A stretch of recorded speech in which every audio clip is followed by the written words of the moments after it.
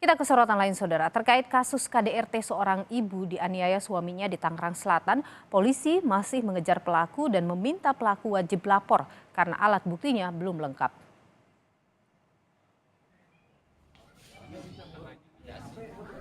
Satreskrim Polres Tangerang Selatan kini masih mengumpulkan alat bukti berupa hasil visum korban dari rumah sakit terkait kasus KDRT yang dialami seorang ibu oleh suaminya di perumahan Serpong Park, Tangerang Selatan.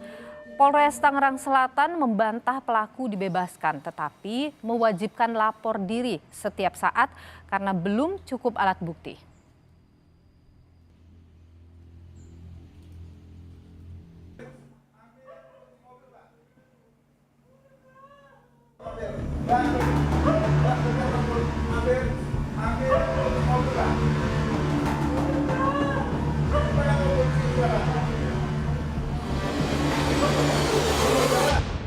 Kasus kekerasan dalam rumah tangga, ibu dianiaya suaminya sendiri di Tangerang Selatan terus menjadi sorotan, terutama proses hukum terhadap pelaku KDRT. Berdasarkan bukti yang cukup, pelaku sudah ditetapkan tersangka oleh penyidik PPA Polres Tangerang Selatan. Pelaku sampai saat ini belum ditahan dan dikenai wajib lapor. Polisi saat ini masih menunggu sejumlah bukti dan hasil visum rumah sakit. Berdasarkan bukti yang cukup terhadap pelaku juga sudah ditetapkan sebagai tersangka oleh penyidik PPA Satreskrim Polres Tangerang Selatan dan terhadap tersangka dikenakan wajib lapor diri. Dapat kami klarifikasikan bahwa terhadap pelaku bukannya dibebaskan dari proses hukum karena tipiring atau tindak pidana ringan. Itu tidak benar.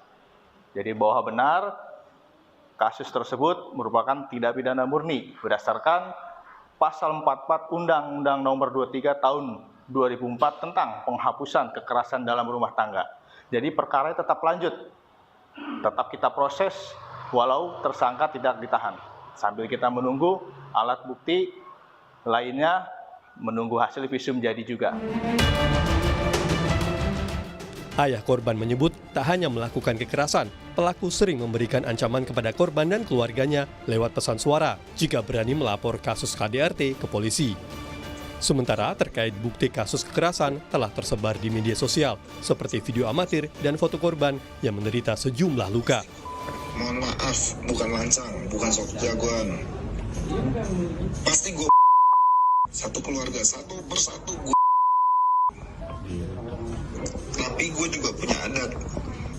Dia telepon sama anak saya karena voice note akan satu persatu satu keluarga. Itu yang saya, jangan pun hati saya, pori-pori saya pun saya nggak terima begitu. Apa kesalahan saya sama keluarga? Dalam kasus ini, Komisi Kepolisian Nasional Kompolnas mendorong polisi segera menahan pelaku KDRT. Pelaku KDRT yang suami korban sendiri bisa dikenakan Pasal 44 Ayat 1 Undang-Undang KDRT dengan ancaman hukuman maksimal 5 tahun penjara dan denda 15 juta rupiah.